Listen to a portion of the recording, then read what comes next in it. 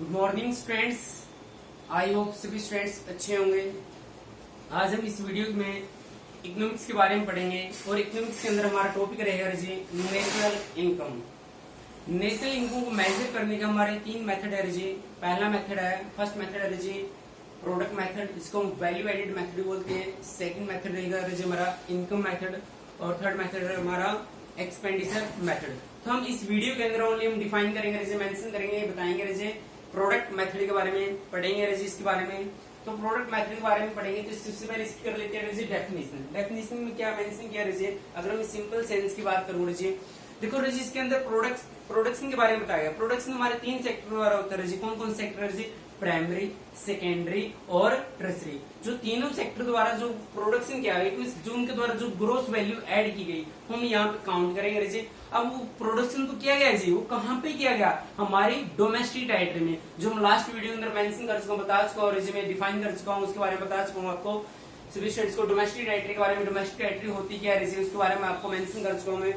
अब बात करते रहिए कि प्रोडक्शन कहाँ पे किया गया डोमेस्टिक टेरिटरी के अंदर और कितने टाइम पीरियड के लिए किया गया? एक साल के लिए। तो इट मींस कहते हैं कि अकाउंटिंग ईयर के लिए। जो अकाउंटिंग ईयर कौन सा होता है? जो हमारे 1 अप्रैल से स्टार्ट होता है और 31 मार्च उसका एंड होता है।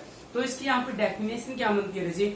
कहने मतलब ये सिंपल सेंस बात करूं, जो तीनों सेक्टर हमारे प्राइमरी, सेकेंडरी और टर्शियरी सेक्टर, तीनों सेक्टर द्वारा जो प्रोडक्शन किया गया उसकी वैल्यू को हम यहाँ पे काउंट करके हम क्या करेंगे रजी? नेशनल इनकम को मेजर करेंगे। तो डेफिनेशन पढ़ लेते हैं रजी। It refer to that method which measures the national income. National income को मेजर करेगा रजी मेथड है। कैसे करेगा? बाय एस्टिमेटिंग, एस्टिमेट अनुमान लगा। किसका अनुमान लगाएगा? कंट्रीब्यूशन, जो उनको द्वारा कंट्रीब्यूशन किया, किसके द्वारा कंट्रीब्यूशन किया गया जी? Each producing enterprise. Each producing enterprise का मतलब यहाँ पे मेंशन कर रहा हूं मैं कौन कौन से रजी?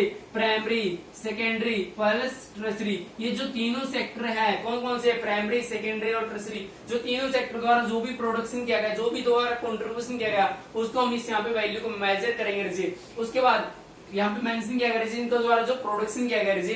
उसके बाद कहते हैं कहां से प्रोडक्शन किया गया जी? इसका डोमेस्टिक टेरिटरी के अंदर किया। डोमेस्टिक टेरिटरी जियोग्राफिकल बाउंड्री, हमारे देश की जियोग्राफिकल बाउंड्री में आती है जी।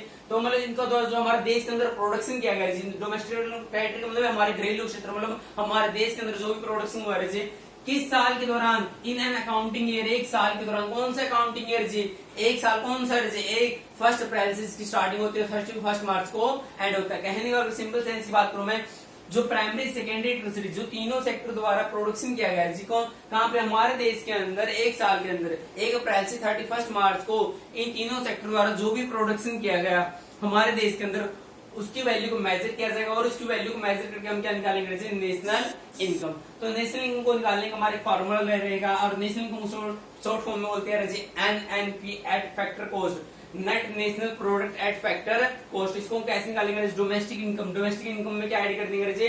Net factor income from abroad को ऐड कर देंगे, तो हमारी क्या निकल जाएगी? National income. अब बात आती है डोमेस्टिक इनकम क्या होती है, जो हम लास्ट वीडियो के अंदर मेंशन कर चुका हूं, बता चुका हूं, स्टूडेंट्स को मैं डिफाइन कर चुका हूं। एक बार दोबारा से फिर डोमेस्टिक इनकम को बताऊंगा शॉर्टकट में, शॉर्ट में आपको बताया जाएगा। The production with the domestic territory of a country is called domestic income. कहते हैं कि मतलब जो प्रोडक्शन हमारे देश के अंदर हुआ है, डोमेस्टिक टेरिटरी के अंदर हुआ है, उसको हम क्या बोलेंगे? Domestic income. क्लियर है? डोमेस्टिक इनकम, तो it means the production with in the domestic territory of a country is called domestic income. अगर हम इसके अंदर NFI को ऐड कर देना and net factor income from abroad को ऐड कर दें, तो क्या निकल जाएगी जैसे हमारी national income. Net factor income from abroad सभी स्टूडेंट्स को पता है रहिए। उसके बाद कहते हैं, उसके बाद बात आती है हम इसको मेजरमेंट तो करेंगे हम नेशनल इनकम को। अब ये तो डेफिनेशन हम डिफाइन कर लिए रहे, हमारा प्रोडक्ट मेथड क्या होता है? ये वो मेथड है जो हमारा जो प्राइमरी, सेकेंडरी, टर्शियरी, जो तीनों प्रोड्यूसिंग एंटरप्राइज इनको द्वारा जो भी प्रोडक्शन या कंट्रीब्यूशन द्वारा कंट्रीब्यूशन किया गया, उसकी वैल्यू को मेजर करें हम यहाँ पे नेशनल इनकम को मेजर कर लेंगे। बट ये बात आती है अब इसके क्या क्या स्टेप्स रहेंगे? आज 2 स्टेप्स रहेंगे। कौन कौन से? फर्स्ट स्टेप रहेगा आपका identification and classification of the productive enterprise के बाद कर लेते हैं। कहने का मतलब है कि पहला स्टेप में क्या करेगा कि जो तीनों सेक्टर द्वारा जो भी प्रोडक्शन किया गया, कौन कौन से 3 सेक्टर है? प्राइमरी, सेकेंडरी, टर्शियरी, जो तीनों सेक्टर द्वारा जो भी प्रोडक्शन किया गया वहां इसकी वैल्यू को मेजर किया जाएगा रजी। पहली बात कर लेते हैं हमारा प्राइमरी सेक्टर की। प्राइमरी सेक्टर कौन सा होता है रजी? This sector produce goods and services by exploiting natural sources is called primary sector. Primary sector में कौन कौन से रहते हैं, जैसे एग्रीकल्चर सेक्टर है, अलाइड एक्टिविटी है, फिशिंग है, माइनिंग है, ये सारे किस में आते हैं जी, प्राइमरी सेक्टर में। जैसे एक फार्मर है, प्रोडक्शन करता है, किसका यूज करेगा वो, सीड्स का, फर्टिलाइजर का, लैंड का। तो इनमें चीज जो प्रोडक्ट, एक और बात ध्यान दीजिए सभी स्टूडेंट्स, जो यहाँ पे प्राइमरी सेक्टर के अंदर जो प्रोडक्शन करेगा फार्मर, वो दोनों ही फैक्टर और नॉन फैक्टर इनपुट दोनों का यूज करके प्रोडक्शन करेगा। जैसे फैक्टर इनपुट कौन से होते हैं, जो फैक्टर ऑफ प्रोडक्शन होते हैं, जैसे लैंड, लेबर, कैपिटल, एंटरप्राइज, चारों फैक्टर ऑफ प्रोडक्शन यूज करेगा। और नॉन फैक्टर इनपुट कौन से होते हैं, जैसे सीड्स, मतलब रॉ मटेरियल की बात करते हैं, जिससे यहाँ पे जो सीड्स यूज करा, फर्टिलाइजर यूज करा, इट मींस ये रॉ मटेरियल की फॉर्म में काम करेगा जी। तो यहाँ पे कहने मतलब है कि ये जो फार्मर है, मतलब जो प्राइमरी सेक्टर के अंदर जो यूज किया जाता है, जैसे कौन कौन से फैक्टर प्रोडक्शन, जैसे factor input plus non factor input use किए जाते हैं। अब बात कर लेते हैं, जैसे दोबारा डिफाइन करते हैं, प्राइमरी सेक्टर कौन सा होता है, this sector produce goods and services by exploiting the natural sources. कहते हैं कि नेचुरल सोर्सेज का यूज करके कोई ना कोई किसी न किसी चीज का प्रोडक्शन किया जाता है। जैसे यहाँ पे गुड्स एंड सर्विस को प्रोड्यूस किया जाता है। जैसे यहाँ पे नेचुरल सोर्सेज की बात करता हूँ, जैसे लैंड है, वाटर है, माइनिंग है, तो ये सारे एनर्जी क्या है आपके नेचुरल सोर्सेज, इनको यूज करके इनका यूज करके क्या हो रहा है, प्रोडक्शन किया जा रहा है। किसके द्वारा किया जा रहा है, एक प्रोड्यूसर द्वारा या एक फार्मर द्वारा, यहाँ पे बात कर रहा हूँ मैं एक से। उसके बाद कहते हैं सेकेंडरी पे आगे हम सेकेंडरी सेक्टर। सेकेंडरी सेक्टर कौन सा होता है, जो इसको हम इंडस्ट्रियल सेक्टर बोलते हैं जी, इंडस्ट्रियल सेक्टर या फिर मैन्युफैक्चरिंग सेक्टर बोलते हैं। मैन्युफैक्चरिंग क्या होता है, जो किसी न किसी चीज को प्रोडक्शन को एक मतलब किसी न किसी चीज का प्रोडक्शन करता है, ये भी अब प्रोडक्शन तो करता है जी, किस मतलब कहने वाला मैन्युफैक्चरिंग, मतलब मैन्युफैक्चर करना, निर्माण करना, किसी चीज को बनाना। ये सेक्टर है, क्या करता है, किसी एक प्रोडक्ट को दूसरे प्रोडक्ट के अंदर कन्वर्ट करता है। जैसे एग्जांपल लेता हूं यहाँ पे, प्राइमरी सेक्टर के अंदर हमारा सपोज करते हैं कॉटन का प्रोडक्शन हुआ, कॉटन मीन्स कपास का प्रोडक्शन हुआ जी। अब जो सेकेंडरी सेक्टर है क्या करेगा, इंडस्ट्री लगाएगी जी। इंडस्ट्री उस कॉटन को किस में कन्वर्ट करती है जी, क्लॉथ के अंदर कन्वर्ट करती है। जैसे यहाँ पे जो शुगर केन है, गन्ना है, यहाँ पे प्रोडक्शन हुआ है, प्राइमरी सेक्टर के अंदर प्रोडक्शन हुआ है। अब सेकेंडरी सेक्टर के अंदर क्या करेगा, उस गन्ने से क्या, शुगर केन से क्या बनाया जाएगा, शुगर, जैसे शुगर मिल लगाई गई, शुगर मिल क्या है, किसमें आएगी, सेकेंडरी सेक्टर के अंदर आएगी। तो इट मींस कहने और शॉर्ट फॉर्म में इसके डेफिनेशन की बात करें, this sector change the one type of commodity into the other type of the commodity. मतलब कहने मतलब है कि एक टाइप ऑफ द कॉमोडिटी, मतलब एक कॉमोडिटी को, एक वस्तु को, एक गुड्स को किसी दूसरी गुड्स के अंदर कन्वर्ट करता है। जैसे बात कर लेते हूँ यहाँ पे शुगर केन से बात कर लेता हूँ मैं, शुगर केन से क्या बनाता है शुगर, कॉटन से क्या बनाता है क्लॉथ। ये क्या हुआ है ये आपका क्या है, सेकेंडरी सेक्टर, मतलब क्या है कि इंडस्ट्रियल सेक्टर या फिर मैन्युफैक्चरिंग सेक्टर भी इसको बोला जाता है। अब बात कर लेते हैं टर्शरी सेक्टर की। टर्शरी सेक्टर को हम सर्विस सेक्टर भी बोलते हैं। सर्विस सेक्टर कौन कौन सर्विसेज लाइक बहुत सारी, this sector provides different type of the service like transportation, health, education, ये सारी क्या है आपकी टर्शरी सेक्टर के अंदर आपकी सारी सर्विसेज आ रहा है आपकी। तो इट मींस क्या, कौन से ये सेक्टर जो ओनली सर्विसेज प्रोवाइड कराते हैं। तो हमने यहाँ पे वन बाय वन मेंशन किया, पहले प्राइमरी सेक्टर मेंशन किया, उसके बाद सेकेंडरी सेक्टर मेंशन किया, उसके बाद टर्शरी सेक्टर यहाँ पे मेंशन किया गया। आई होप सभी स्टूडेंट्स को अच्छी समझ में आएगा। अब बात कर लेते हैं, हमारा फर्स्ट स्टेप आपको क्लियर है अच्छी से। दूसरे स्टेप की बात कर लेते हैं, हमारा एस्टिमेशन होता है वैल्यू एडेड। हम वैल्यू एडेड को कैसे निकालेंगे, मैंने पहले पढ़ाया है यहाँ पे जो वैल्यू एडेड, जो ग्रोस वैल्यू एडेड हमारा प्रोडक्ट मेथड है जिसमें ग्रोस वैल्यू एडेड को निकाला जाता है। अब वो ग्रोस वैल्यू एडेड कैसे निकाली जाएगी, तो वैल्यू एडेड फार्मूला रहेगा हमारा value of the output minus intermediate consumption. कहते हैं कि जितना हमने सेल किया उसमें से जितना हमारा खर्चा है उसको माइनस करके हमारे वैल्यू एडेड की जाए। सिंपल से एग्जाम्पल वाले कर लेता हूँ, जैसे मैं 10 रुपए का प्रोडक्ट खरीद के लिए गया और मैंने मार्केट में 15 रुपए का बेचा, तो इट मींस मेरे द्वारा कितनी वैल्यू एड की, 5 रुपी। तो मैंने वैल्यू ऑफ द आउटपुट मेरे लिए क्या होगा 15, मतलब जो सेल वैल्यू है 15 रुपए, और मेरे लिए खर्चा कितना आया 10 रुपए। तो इट मींस मैंने वैल्यू कितनी ऐड की है, ओनली 5 रुपी। तो यहाँ पे क्या होगा वैल्यू एडेड, मतलब 5 रुपी। तो फार्मूला क्या बना रहे, value of the output. Value of the output हम लोग यहाँ पे इट मींस इनडायरेक्टली क्या मेंशन कर रहे हैं, आपका यहाँ पे सेल को मेंशन कर रहा है, उसमें से इंटरमीडिएट कंजप्शन को माइनस करेंगे तो क्या निकल जाएगा हमारा वैल्यू एडेड, जितनी वैल्यू एड की गई है। अब बात आती है वैल्यू ऑफ द आउटपुट, आपको क्लियर है।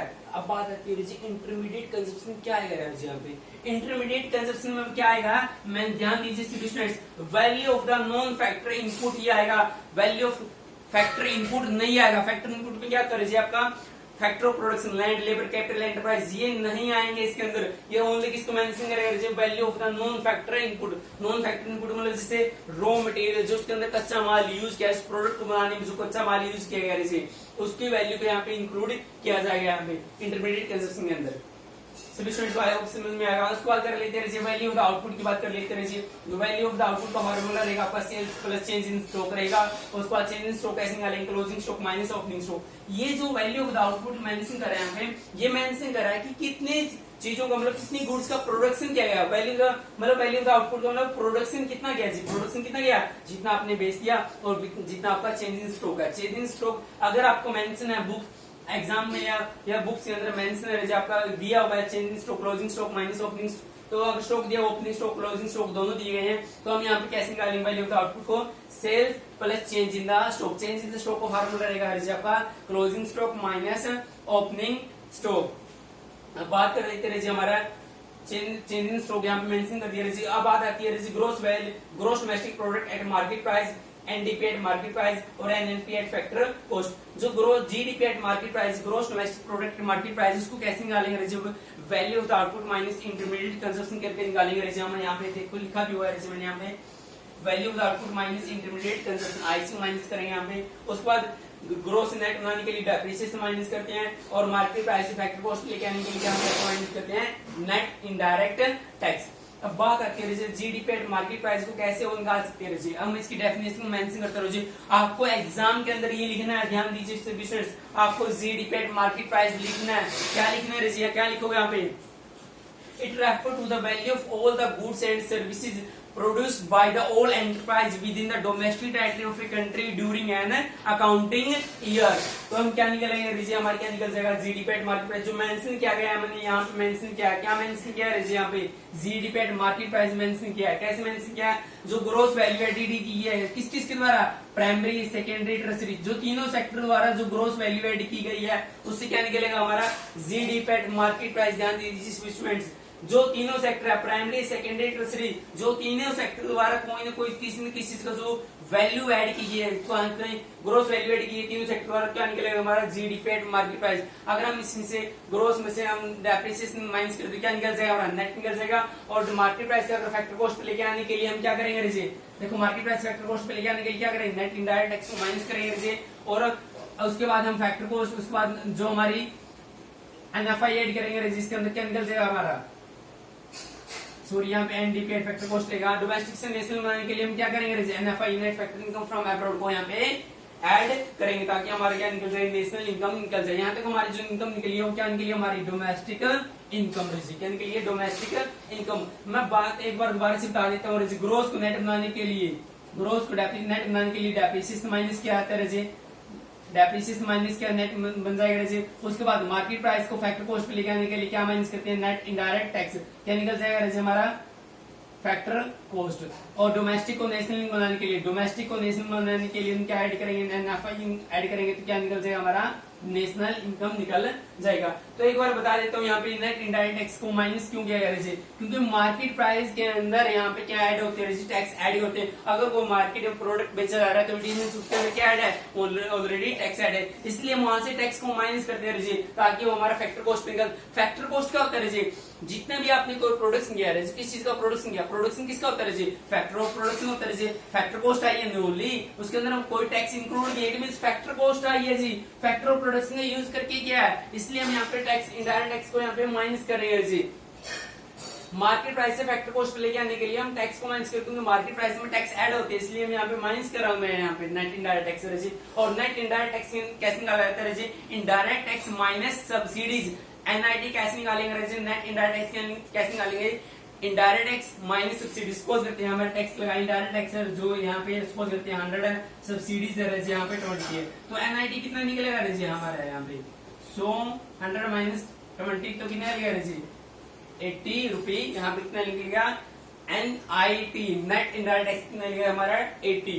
क्लियर, आई होप सभी स्टूडेंट्स को अच्छे से क्लियर हुआ है। तो तीन ही स्टेप रहेंगे हमारे जीडीपी के बाद। पहला डेप्रिसिएशन माइनस करें नेट आ जाएगा, उसके बाद मार्केट प्राइस फैक्टर कॉस्ट को लेके आए, उसके बाद डोमेस्टिक देश बनाने के लिए हम क्या करेंगे, एनएफआई ऐड करेंगे, तो हमारे यहाँ निकल जाएगा हमारा नेशनल इनकम यहाँ से फाइंड आउट हो जाएगा। आई होप सभी स्टूडेंट्स को अच्छे से क्लियर हुआ होगा। अब बात कर लेते हैं एक हमारा स्टेप रहेगा यहाँ पे वैल्यू एडेड। वैल्यू एडेड का एक और अच्छे तरीके से क्लियर करते हैं जो हम यहाँ पे सपोज करते हैं एक टेबल दी गई है, मैंने टेबल बनाई है जैसे स्टूडेंट्स के सामने, तो इस यहाँ पे टेबल बनाएंगे तो एंटरप्राइज कौन से है जो प्रोडक्शन किसी न किसी का प्रोडक्शन कर रहे हैं, कौन कौन से यहाँ पे फार्मर है, फ्लोर मिल है, बेकरी है और शॉपकीपर है।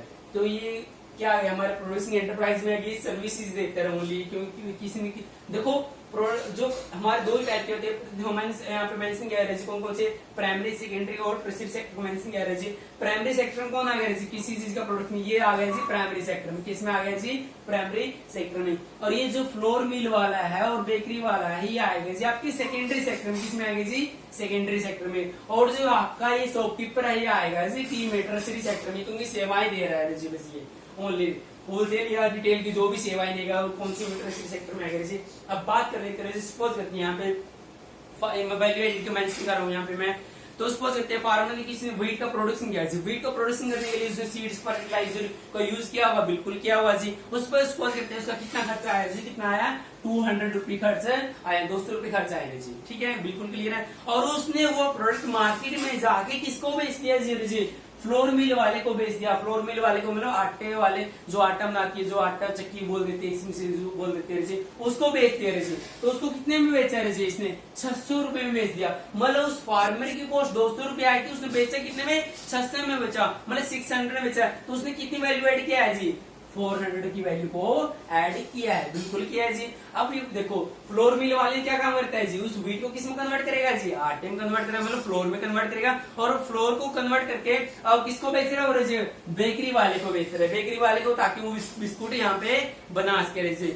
तो बात करते हैं व्हीट को किसने बेचा, मतलब फार्मर ने किसको बेच दिया, फ्लोर मिल वाले को। फ्लोर मिल वाले को कितने बेचा, 600 में। तो फ्लोर मिल वाले के लिए जो 600 है ये क्या मिल गया, इसके लिए इंटरमीडिएट कंजप्शन, इसके लिए क्या मिल गया, इंटरमीडिएट कंजप्शन, क्लियर है। तो 600 में तो अब उसने क्या बना लिया, उसको फ्लोर में कन्वर्ट कर लिया। और फ्लोर को कन्वर्ट करने के बाद उसने किसको बेचा है आगे, बेकरी वाले को। बेकरी वाले को कितने बेचा, 800 रुपए में। तो ये जो इसने फ्लोर मिल वाले को 600 रुपए पड़ेगा जी, और 600 रुपए का प्रोडक्ट कितने बेचा, 800 रुपए में। तो कितनी वैल्यू एड की है जिसने, इस फ्लोर मिल वाले ने 200 रुपए की वैल्यू 200 की वैल्यू को ऐड किया। अब फ्लोर मिल वाले ने क्या दे दिया, किसको दे दिया, फ्लोर दे दिया, किसको दे दिया जी, बेकरी वाले को दे दिया। अब बेकरी वाला क्या बनाएगा, उसके बिस्कुट बनाएगा जी। अब फ्लोर मिल वाले की, जो फ्लोर मिल वाले ने 800 रुपए बेचा है, किसको बेचा जी, बेकरी वाले को। अब जो 800 रुपए बेचा है इसके लिए बेकरी वाले के लिए क्या होगा, इंटरमीडिएट कंजप्शन